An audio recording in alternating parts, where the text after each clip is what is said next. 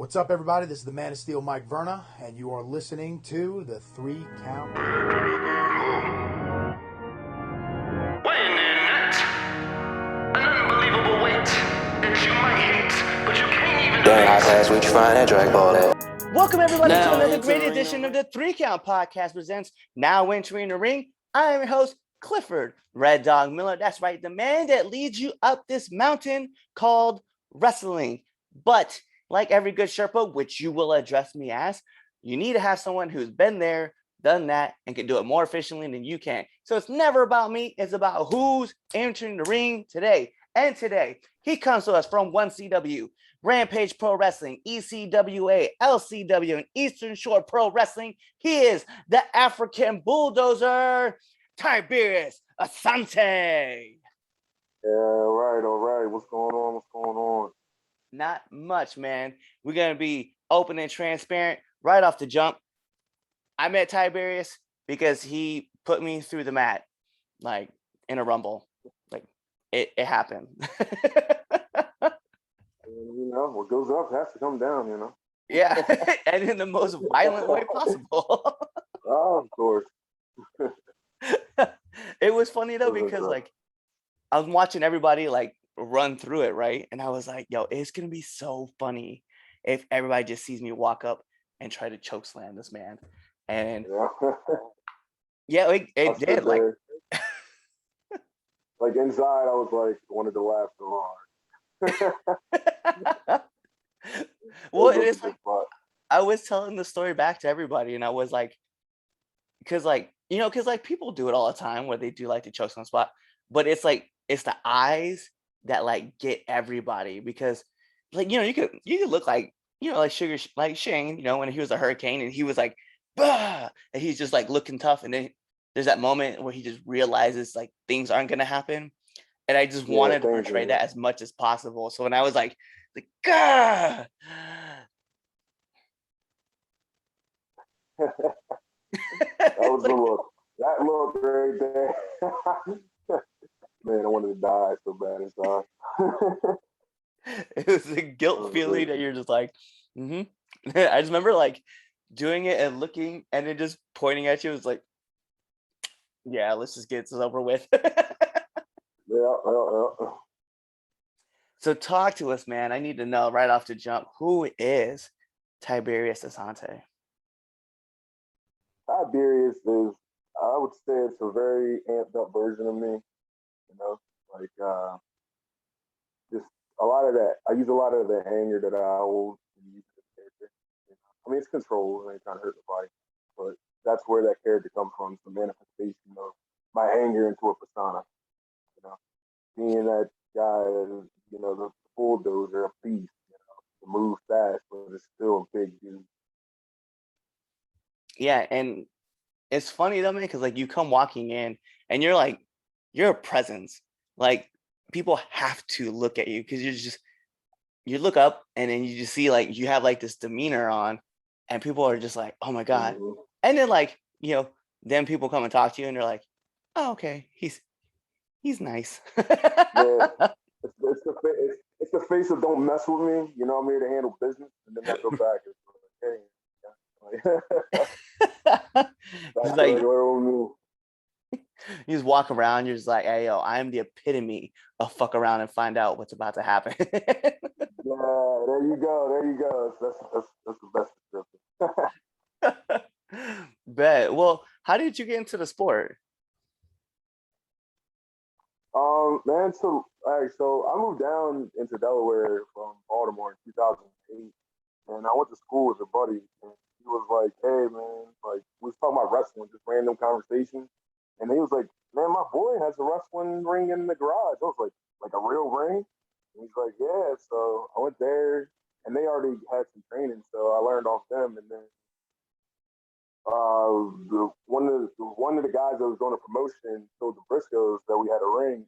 They made a deal with us to give us some training so they could use the ring. So that's how I got into that. That's And then awesome. to officially go pro was in, I think it was like 2016 or 14 to officially go pro. but I've been doing backyard stuff since like 2010. That's fun. I feel like, I know like a lot of people talk about it like that's like you don't talk about that moment, like that mark, and you're just like, you don't ever tell anybody you were back. But we all were there, man. Like we all Everybody ran. did something. You were either wrestling in the basement, outside at the park, everyone was a kid. Right. Outside at home. We didn't listen to that slander. Some people, on this podcast, not saying me personally, used to do it in a baseball field and jump off of cages and stuff and pretend it was a fence. Like we all did it. Everybody did. But all right. oh yeah, definitely. One of the things I was gonna ask, man, like, so you're a big guy, but you probably have one of these, so I need to know, man, like, what's been like one of the worst bumps you've taken? Worst bump for me was actually, I was taking a hurricanrana, and some reason my brain did not cooperate with my body. And when I went to do the actual flip over, somehow I landed on my shoulder and had to have reconstruction on my shoulder. So that was the worst bump ever. Damn. Yeah. Accidents happen, people. That's rough. That's rough. Especially if like you're kind of like stuck in the air and you're like, oh, this isn't gonna end well. Yeah, that's what I was like, oh no. I was at training today and we were teaching how to do like Germans and take them, right? And one of the kids, he's a smaller guy, and I told him, I was like, listen, this is the only place that you're gonna be throwing Germans in because you're 5'7" and you're 110 pounds, and realistically, if we're suspending belief, they got to get some momentum behind us to be able to throw this. Because the guy he's throwing is like 300 pounds. It's not gonna happen. But he threw it right, and he did it well, and like he did everything properly, like turned his face and just let it go. But then I was like, all right, cool, you got that well with him. Now try it with me, because I'm like 200 pounds. I'm like, I should be a lot lighter, so you don't have to worry about throwing as much force, and I'll help you out with it, right? And then he was like, all right, cool. And then like for some reason he freaked out as he's throwing the German, and just all shoulder and neck just into the ground. I was like, you dick. Oh man, yeah. That's fucked. I was like, how did you land? I was like, how did you land a perfect flat back with him and then fuck it up with me? Yeah, someone lighter. Oh man. I was like, whatever. I was like, and the fact that I like the weird thing was that I landed like shoulder spiked in and my neck was turned sideways, like my neck was face. I was like, how did this happen? And he was like, feel that tomorrow. I was like, I'm so sorry. Oh no, I feel it now. Listen, 36-year-old man, like pain feels different. I'm 32 and then I feel you. So go for like worst bumps, man. Let's talk about like the hardest hit. Like who's been the one that hits you the hardest? I would say Mark Harrow, Mr. Harrow, man. Those chops. His chops are vicious. I mean, I take them, but you definitely feel them. Bet. So being that you've been in the sport for a while and you've kind of been traveling around, I'm just curious, like, do you have like a post-match meal or a post-match snack that you have to have after a show? Well, a lot of that carries over from me doing a lot of bodybuilding, so I kind of keep it like straight. Well, usually when I wrestle on a Saturday, it's usually like a cheat meal, so I'll try to go somewhere and go all out, like some wings, some chicken breast, some potatoes, something to drink, Nice. I like it. I like it a lot. I know, like for me, I feel like Sheetz or Wawa's has to be like the move. Like, oh yeah, mine was just like Applebee's was one of them. Like everybody would just go to Applebee's together or Denny's. Okay. I could definitely go for a good eggs over my hammy right now. That definitely would be. Yeah. All right then, man. So seeing like also, just like we've been talking, like, you've been in for a little while. I'm just curious, like, what's been like one of the hardest lessons you've had to learn? The hardest lesson I learned is like no matter where you go, you always gotta pay your dues. At first, when you get in, like when you first get into it, you're like, oh, I'm getting this company, so I know wherever I go, I'll be able to. But nah, it's like you gotta pay your dues. You gotta help put the ring up. You gotta do all that. Even though I've been putting the rings up since I was little, it's just like I used to be like, why do I gotta do this? And then you just do it, Hard Yeah. to do. It's okay. I like that you brought that up, right? It's weird because like I have a few friends who've kind of like gone through that whole thing as well, right? And then Uh-huh. recently, like I found myself like in the same thought process. And like the moment that the words left my mouth, I like checked everything out, right? So I was sitting here and I was thinking, I was like, yo, I gotta go up and work at a company and I'm just like, I'm gonna go help tear down the ring and then like just stand and do security. I was like, "Ugh, I don't want to do that. And I was like, but I do that everywhere else. I was like, and I looked at myself and I had to look in the mirror and I was like, who the fuck are you? I was like, yo, get this shit Yeah, together. exactly. You gotta check. You gotta check yourself. Humble yourself is what I call it. Yeah. And it's funny because like I always like talk about it like when I'm at the gym or something, I'm working out with some people and they're always like, oh man, I bench pressed 315 last week. I was like, cool. Well, the gym is meant to humble you. And that's kind of how I feel about wrestling. Like wrestling is just meant there to humble you and like to keep you grounded and Yeah. stuff. And like you said, like everywhere you go, like you're always going to be paying dues and paying respects and paying to play essentially. Yeah. And I was like, damn, I was like, the moment that I started, I was like, nope, that's got to be done. So that's You dead. gotta register. It's gotta register and click, or it's just not gonna work. Right. Shot stripper, not gonna work out. Yeah, I was like, man, the chin check I had to put on me immediately. I was like, we ain't running that. That game ain't happening. What's Not see you in the big leagues. Not see you in the big leagues. right? I mean, well, like even those guys, right? Like I hear about it, like with guys like Seth Rollins and Becky, right, and Roman. Oh Like they always go around. They may not be able to go put the ring together because obviously they have like a ring crew, but they're always there, like helping and talking to those guys and like yeah. trying to help out where they can, or like I've even heard like some of the wrestlers go get coffee for like the other like crew members and stuff like that. I'm like, yo, so they, Yeah. they're always like staying humble to their roots. So I was like, yeah, I was like, they do it. I gotta do it too. I was like, that's crazy. I'm just like in this Yeah, thought that's it, process. man. Everyone's done it. Your favorite wrestlers done it. And the ones that came before them have done it. Right. No, you're right, man. So what kind of advice would you give to up and coming wrestlers? The best advice I can give you is you have opportunity to hop in a car with somebody and travel to a show, do it and bring your gear. You never know what can happen. Opportunities happen all the time. And that's the best advice I got from the Briscoes. They told me, get on the road, do some shows. That's how you will get experience.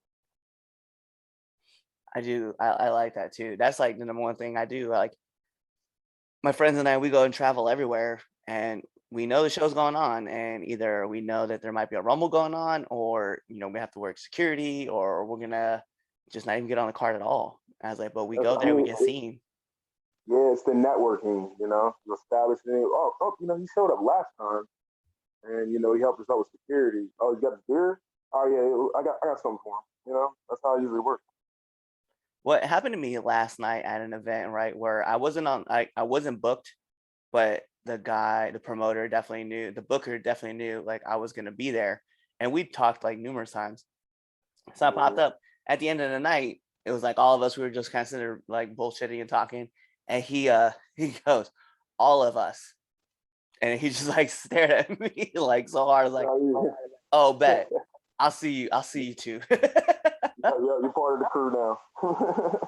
So I was like, that was a nice acknowledgement. I was like, I appreciate that. So yeah, you're right though. Like get on a show, also, and you're right, like jump in with a veteran in it too and just ask questions, pick the brain. Like those are Yeah, necessary. that's it, man. Them stories, the best stories I've gotten have been on the And that's best like kind of advice.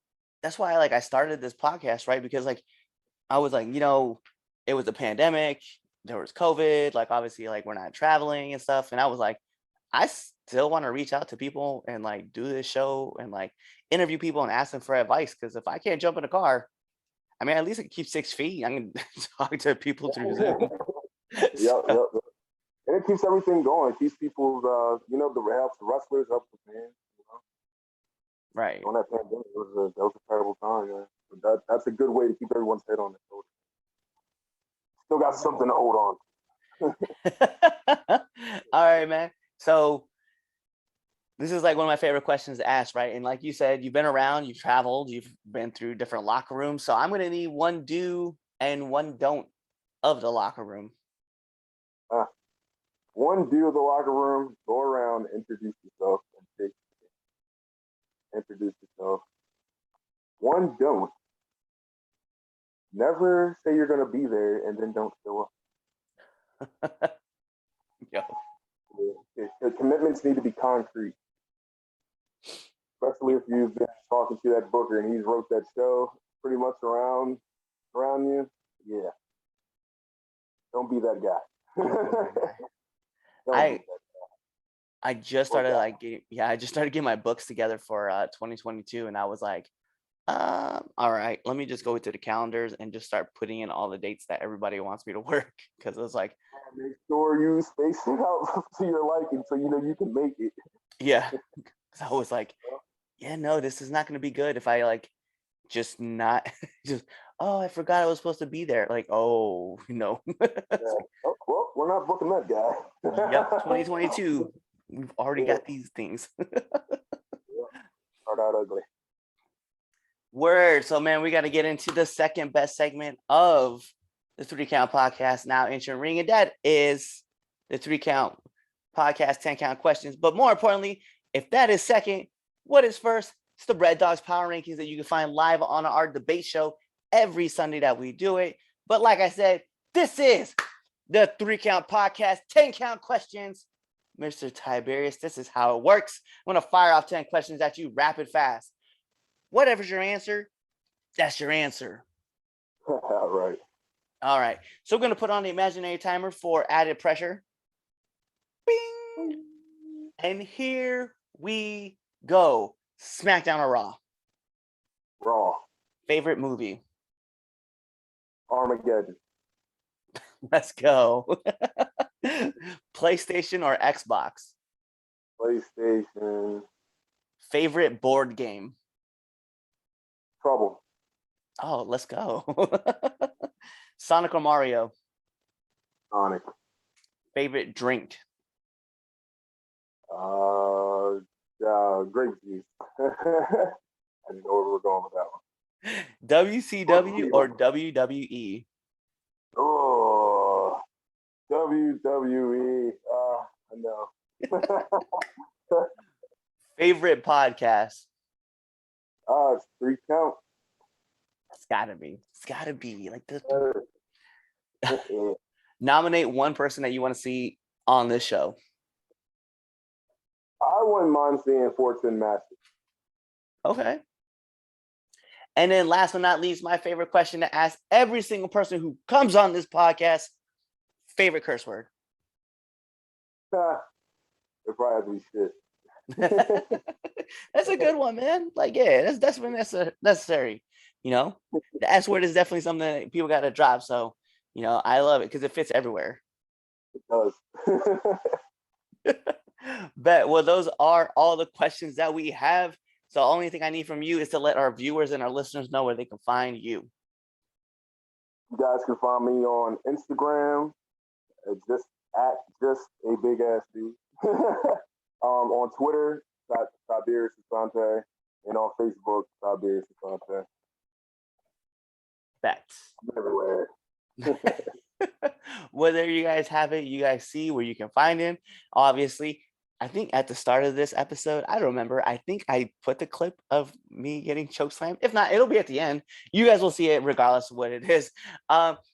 but we got to take this home. It's got to go. Do you know why? Because that is the 3 Count Podcast presents Now Entering the Ring. And like I said, I'm your host, Clifford Red Dog Miller, the man that leads you up this mountain called wrestling. But like every good Sherpa, you got to have someone who's been there, done that, and can do it more efficiently than you can. So it's never about me. It's about who's entering the ring. And you see him right there, right next to me, the African bulldozer himself, Tiberius Asante. So you guys know what to do. Tune into the next episode and be there, or you just wait for this episode to end. You wait for that outro and you choose another episode. Peace.